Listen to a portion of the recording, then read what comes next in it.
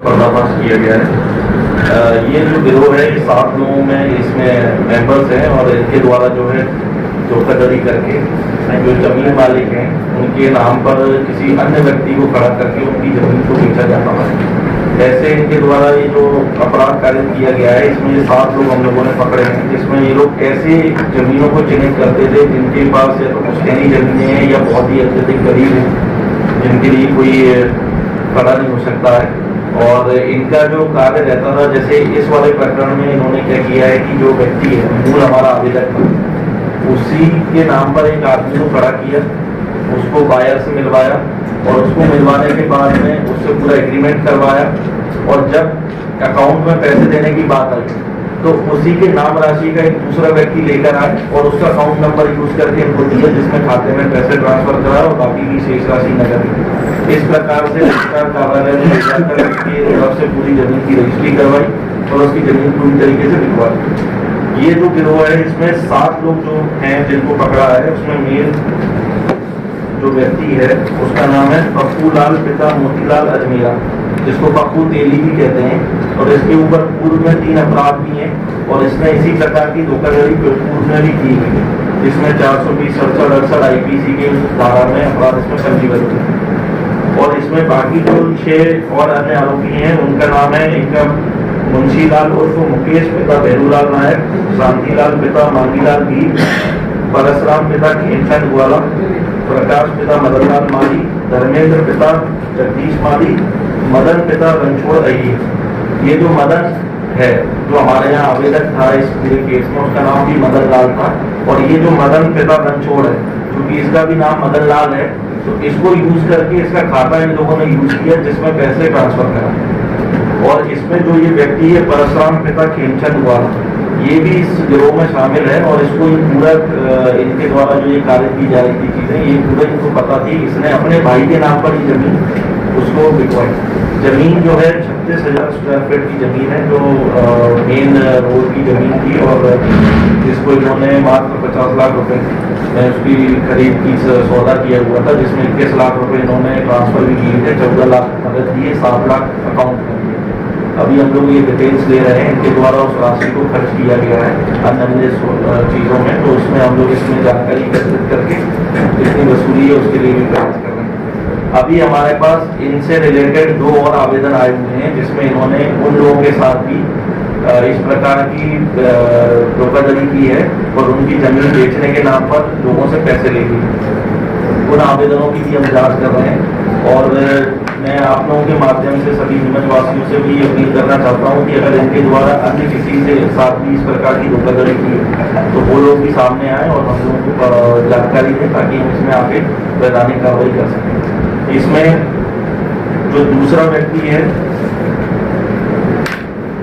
ये जो मुकेश, इसके ऊपर भी 2 अपराध पूर्व के हैं इसमें धोखाधड़ी के हैं और जो पप्पू अजमेरा ये इसमें मास्टरमाइंड है, इसको पप्पू तेली भी कहते हैं। और जिस प्रकार से आप इसका देखेंगे रिकॉर्ड पूर्व में भी इसके 420 67 इसी प्रकार की जमीन की धोखाधड़ी के मामले इसके खिलाफ में पंजीबद्ध और ये मामला एक आज जो पंजीबद्ध हुआ इसके बाद 2 अभी जांच में हमारे यहाँ चल रहे हैं और पूरी उम्मीद है कि इनके द्वारा और भी ऐसे जगह कारित की गई होगी घटना जो कि सामने आई है। इसमें जो एक तो परशुराम ग्वाला जो है आरोपी उसका भाई है सगर और दूसरा उसका जो नीलेश जो आप बता रहे हैं तो ये तो क्रेता मैडम को अभी हम लोगों ने जांच में रखा हुआ है क्योंकि उनका ये कहना है कि हमने पैसे भी दिए थे और हमें इस चीज के बारे में कोई जानकारी नहीं। फर्जी आधार कार्ड जो डॉक्यूमेंट बनाए गए उसमें कोई प्रशासनिक अधिकारी क्या राय है? इसमें फर्जी आधार कार्ड नहीं बनाया गया, इसमें आधार कार्ड तो इसी का ही यूज हुआ है। अब इसमें हम लोगों ने रजिस्ट्रार कार्यालय भी नोटिस देंगे और उनसे पूछेंगे कि भाई उनके द्वारा जो है ये आधार कार्ड की चेकिंग की गई थी, उस समय फोटो मैचिंग की गई थी की गई। सर इतना बड़ा कार्यक्रम अगर ये चला रहे थे तो जाहिर सी बात है रजिस्टर्ड विभाग से भी कोई व्यक्ति इनसे जुड़ा हुआ होगा, तो क्या उसका किसी का नाम सामने आया है? अभी तक इसमें हम लोगों ने जांच में रखी है चीजें। रजिस्ट्रार कार्यालय को हम लोग इस अपराध में नोटिस देकर इसमें जानकारी एकत्रित कर रहे हैं कि क्या उनके पास ये सुविधा है कि जब वो किसी भी व्यक्ति का लगवाते हैं या आधार कार्ड की जानकारी देते हैं तो उनके सामने वो चीजें फ्लैश होती हैं। चलिए इतना गंभीर मामला है, आपने खुलासा भी कराया पुलिस गाड़ी प्रशासन ये है कि स्टार्टिंग शिकायतकर्ता जब सिटी थाने पर आवेदन लेके जाता है तो पुलिस द्वारा उससे ये कहा जाता है भैया राजस्व में जाओ, हमारा कोई मामला नहीं है। बाद में जब आपके पास भी पहुंचा तो उस समय बाद में उसने बोला आवेदन तो रिसिप्ट ली गई, शिकायतकर्ता ने जब बिहेव आया उसने मीडिया के सामने भी बताया, उन्होंने एसपी साहब ने आश्वासन दिया है, तो स्थानीय पुलिस ने इस तरीके का बिहेव क्यों करा? गंभीर अपराध था। नहीं, इसमें देखिए जो ये आप बता रहे हैं उसकी तो पुष्टि नहीं हुई है, लेकिन जब मेरे पास ये 3 दिन पहले आवेदक आया हुआ था और मात्र 2 दिन के अंदर इस पूरे प्रकरण की जांच हम लोगों ने की है। और प्रकरण जैसे कि आप जानते हैं काफी गंभीर है, इसमें कई तरह की हम लोग को जांच करनी पड़ी, कई तरह के साक्ष्य एकत्रित करने पड़े। 7 आरोपी सातों के सातों जो गिरोह के थे वो हम लोगों ने अरेस्ट किए हैं। तो कार्रवाई तो निश्चित तौर पे त्वरित हुई है और जितनी कार्रवाई इसमें हमारी तरफ से होनी थी वो पूरी हुई है। थाने पर आवेदन लेना ऐसे मामले में आपने जब गंभीरता से लिया, स्थानीय थाना पुलिस ने कलेक्ट्रेट में शिकायतकर्ता ने बाइट भी दी, बताया मैं साहब के पास गया, साहब ने आश्वासन दिया था, मुझे कलेक्ट्रेट भी आना पड़ा। स्थानीय थाने पर उसको पहले मना दिया कर दिया गया, बाद में उसके फोन हो गए तब जाके सिर्फ आवेदन लिया गया। उसको लेकर पुलिस ने ठीक है, अगर ऐसी कोई चीज रहेगी तो उस पर हम लोग एक्शन लेंगे और जो भी इसमें संबंधित कर्मचारी है, जो भी अधिकारी रहेगा उससे हम बात करेंगे कि इस प्रकार का जो व्यवहार रहा है क्यों रहा है, और अगर इस बात की पुष्टि होती है तो उसके खिलाफ एक्शन लेंगे। इसमें इसी तरह के इसी मामले से कौन सी अंतर है? इन्हीं अपराधियों के खिलाफ में अभी जिसमें एक में इन्होंने एग्रीमेंट करके 5 लाख रुपए की राशि दे दी है और एक और एग्रीमेंट है जिसमें इन्होंने एग्रीमेंट किया है, इसमें भी राशि की बात क्लियर नहीं हो पाई कि कितना है।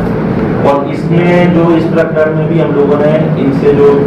टोटल 21 लाख रुपए की जो राशि है, 14 लाख रुपए नकद देना और 7 लाख रुपए खाते में देना, वो हम लोगों ने डिटेल्स दे रहे हैं कि इनके द्वारा उसको कैसे खर्च किया गया, मतलब इनके द्वारा खर्च होना बता दिया है और हम उसकी जानकारी एकत्रित कर रहे हैं। इनके द्वारा ऐसा बताया गया कि इनके जहाँ इन्होंने कई जगह से उधार ले रखे थे तो उधार इन्होंने पटा दिया, तो हम उसकी भी जाँच आगे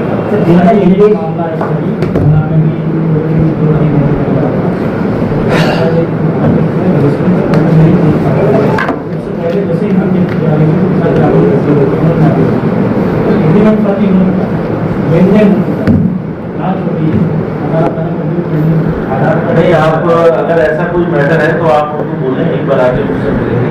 और इसमें जो भी वैधानिक कार्रवाई बनेगी। सर आपने निवेश और परशुराम द्वारा को लेकर जो बात बताई, कहीं ना उन्होंने सस्ते रुपए में लेन देन करा, उनको जमीन खरीदने से पहले क्या लगता नहीं कि उनको तफ्तीश करने की कहीं तो उनकी भी भूमिका रही होगी इस मामले में? नहीं, इसीलिए परशुराम ग्वाला को आरोपी बनाया। परशुराम ग्वाला क्रेता का सगा भाई है,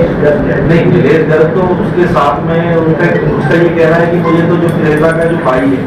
जो नंदलाल नाम है उसका, तो वो लेके आया हुआ है। तो कहीं ना कहीं हमें इस चीज को पहले जांच में लेना पड़ेगा और जो गिरोह में जितने लोग शामिल थे उनको हम लोगों ने सभी को इसमें आरोपी बनाया। इसमें इवन जिसने अकाउंट यूज अपना करवाया है वो आरोपी बनाया है, जो फर्जी आइडेंटिटी बनकर जो जिसमें मदन लाल बनकर जो सामने खड़ा हुआ था शांतिलाल जो भी है उसको भी आरोपी बनाया है। और इसमें जिन लोगों ने सहायता करी 2 आरोपी हैं, इसमें धर्मेंद्र और प्रकाश, इन दोनों का जो काम था वो इन सब चीजों का मैनेजमेंट का काम था, इनको लाना ले जाना